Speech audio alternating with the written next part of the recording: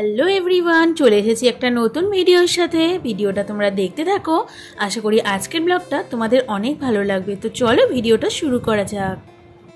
বন্ধুরা, এখন শশা বাগানে এসেছি আর শশা হয়েছে প্রচুর এখন গাছে, জানো তো। তো সেই জন্য ভাবলাম কটা তুলি, আর বড়ও হয়েছে, গাছে রাখলে একদম পেকে যাচ্ছে, তো সেই জন্য ভাবলাম তুলি। তো দেখো এই শশাটা কত বড় হয়েছে, আমি বাইরে থেকে দেখছিলাম দাঁড়িয়ে দাঁড়িয়ে, তো সেই জন্য ভাবলাম তুলে নিই। তো চলো শশাটা তুলে আবার টান দিয়ে ছেড়ে যাচ্ছে না, এতটাই শক্ত। তো ফাইনালি শশাটা ছেঁড়া হয়ে গেল। আর এদিকে দেখো, এদিকে কত শশা হয়েছে, এইগুলো সব থাক, পরে তুলবো। এদিকেও শশা হয়েছে। আর আমাদের গাছে না মানে নতুন নতুন লঙ্কা ধরেছে, দেখো লঙ্কাগুলো দেখতে পাচ্ছ। এগুলো হচ্ছে ধানি লঙ্কার থেকে একটু বড় সাইজের। তো এগুলো না মানে খেতে খুব ঝাল, আর খেতেও ভালো লাগে, মানে সেন্ট হয় একটা, মুড়ি টুড়ি মাখলে ভীষণ ভালো লাগে। তো চলো এবার শসাটা নিয়ে যাই, তোমরা ভিডিওটা দেখতে থাকো। তুলসী মঞ্চটা দেখো কত সুন্দর, শুধু তুলসী ঠাকুর দিয়েই সাজানো আছে। এটা একদম বাড়ির সাইডেই, আর ঠাকুরের মূর্তি আছে তুলসী ঠাকুরের গায়ে। আর এইগুলো সব তুলসী গাছ। আর এই যে ছোট একটা মনসা গাছ হয়েছে, ফোনে মানে মনসা পুজো দিই আমরা। তো ছোট একটা আগের বারে রান্না পুজোর সময় এই গাছটা পুঁতেছিলাম, এখন দেখছি হয়েছে।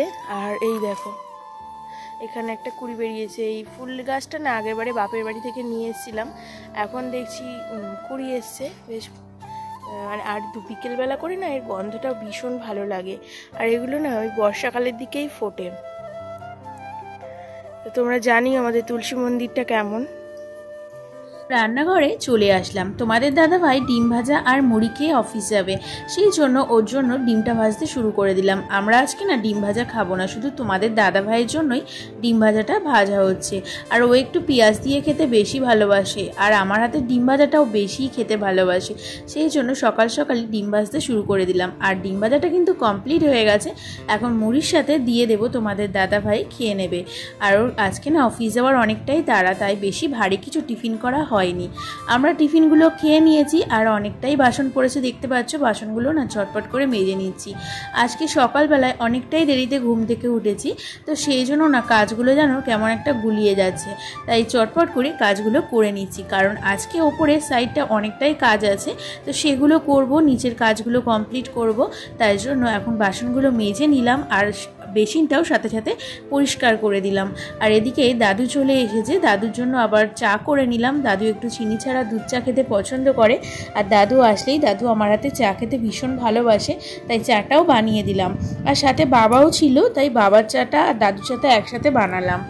দেরিতে ঘুম থেকে উঠেও কিন্তু সংসারের কাজগুলো আমি পরিপাটিভাবে করতে শুরু করে দিয়েছি। আর শ্বশুরবাড়িতে আসার পর থেকে না কিভাবে সংসারের কাজগুলো গুছিয়ে করতে হয়, কিভাবে নিজের ঘর গুছিয়ে রাখতে হয়, সেটা অনেকটা হলেও শিখে গিয়েছি। আর এখন বাইরে চলে এসেছি, বাইরে দেখতে পাচ্ছ কেমন মানে রোদ হয়েছে। আজকে তো গণেশ চতুর্থী, আর গণেশ পুজো হচ্ছে। বাইরে না ভীষণ গান চলছে, কারণ আমাদের বাড়ির সামনেই গণেশ পুজো হচ্ছে। তোমাদের দাদাভাই সবাই মিলে পুজো মানে ঠাকুরটা এনেছে, আর পুজোটা হচ্ছে। এখনও পুজো শুরু হয়নি, বামুন মশাই মানে এখন দেরি আছে আসতে, তো সেই জন্য পুজোটা হবে। আর আমি এদিকে চটপট করে কাজগুলো করে নিচ্ছি। আজকে না ঘরে চলে আসলাম, আর এসে দেখছি একদম খাটের এই কোণগুলো না প্রচণ্ড ধুলো হয়েছে।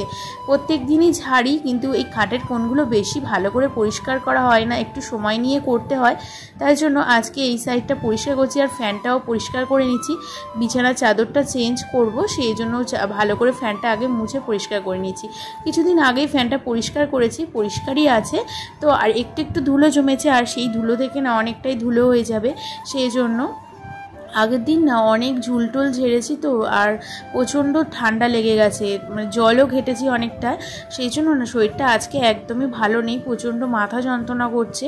আর কিন্তু কি করব, রান্না পুজোর সামনে আসছে, কাজগুলো না মানে পড়ে থাকলে না করলে একদমই করা হবে না। শরীরটা একদমই ছেড়ে দিয়েছে, একদম ভালো লাগছে না আজকে কাজবাজ করতে, প্রচণ্ড মাথা যন্ত্রণা করছে। ঠান্ডা লাগলে কী আর হয়, তোমরা আমার গলাটা শুনে হয়তো একটু বুঝতে পারছো। আর সেই দেখো বিছানাটা কিন্তু আমি গুছিয়ে নিচ্ছি, এখন চাদরটা পাল্টানো হয়ে গিয়েছে আর খাটটা মুছেছি। দেখো খাটের সাইডগুলো পুরো চকচক করছে, পরিষ্কার পরিচ্ছন্ন রাখলে না দেখতেও সুন্দর লাগে ঘরগুলো। এখন বালিশগুলো মানে কভার পরিয়ে নিয়েছি, তো সেগুলো রেখে দিচ্ছি যেখানে জায়গায়, আর ডলটা বসিয়ে দিলাম। তারপরে এই সাইডটা না আগের দিন ঝুলঝাড়া হয়নি, আগের দিন আমার সাইডটা ঝুল ঝেড়েছিলাম আর এদিকের ব্যালকনিটা বাকি ছিল। আর এত বড় মানে এরিয়াটা একদিনে মানে ঘর গোছানো আর ঝুল ঝাড়া না সম্ভব হয়ে ওঠে না, সেই জন্য আজকে ঠিক করলাম এই সাইডটা ধরেছি যখন এটা শেষ করব। আর সাথে না খুব মাথা ব্যথা করছিল, ভালোও লাগছিল না একদম। তাও কি করব, কাজগুলো করে নিই, সামনে যদি ঝুল থাকা যায় সেটা কি আর ভালো লাগে, তাই গুছিয়ে নিলাম। আস্তে আস্তেই কাজগুলো করছিলাম।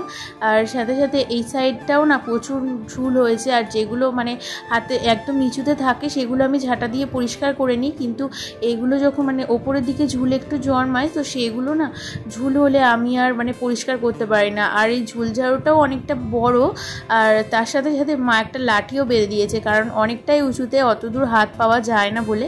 তো এখন না ঝুল ঝাড়াটা কমপ্লিট হয়ে গিয়েছে, তাই বাইরেটা দেখো কতটা ধুলো হয়েছে।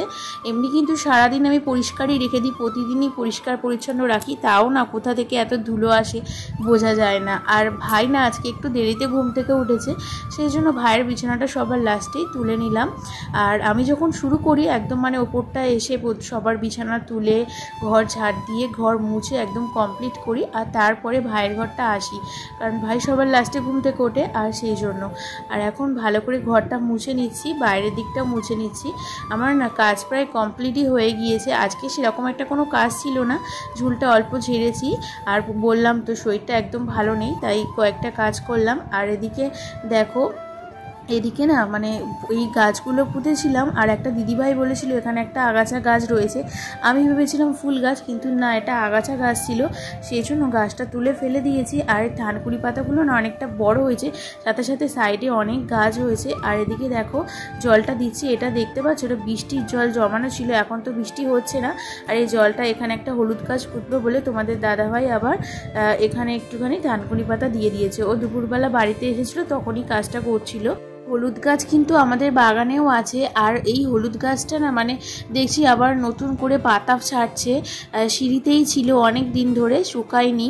তো সেই জন্য তোমাদের দাদাভাই বলল চলো আজকে ছাদে এই গাছটা লাগিয়ে দিই, দেখা যাক কেমন থাকে আর বড় হয় কি না। তো আর আমাকে বললো প্রত্যেক দিন জল দিতে, আমি না প্রতিদিনই এখন জল দিই, কারণ বৃষ্টি হচ্ছে না সেই জন্য তোমাদের দাদাভাই গাছটা লাগিয়ে দিচ্ছে, আর আমি না দেখছিলাম আর গল্প করছিলাম। আর বন্ধুরা আজকের ব্লগটা আর বেশি বাড়ালাম না, কারণ এইটুকুই রেখে দিলাম, আর অনেকটা বড় হয়ে গেছে। তোমাদের যদি ভিডিওটা ভালো লেগে থাকে অবশ্যই সাবস্ক্রাইব করে আমার পাশে দেখো, একটা করে কমেন্ট করো। আজকের মতো টাটা।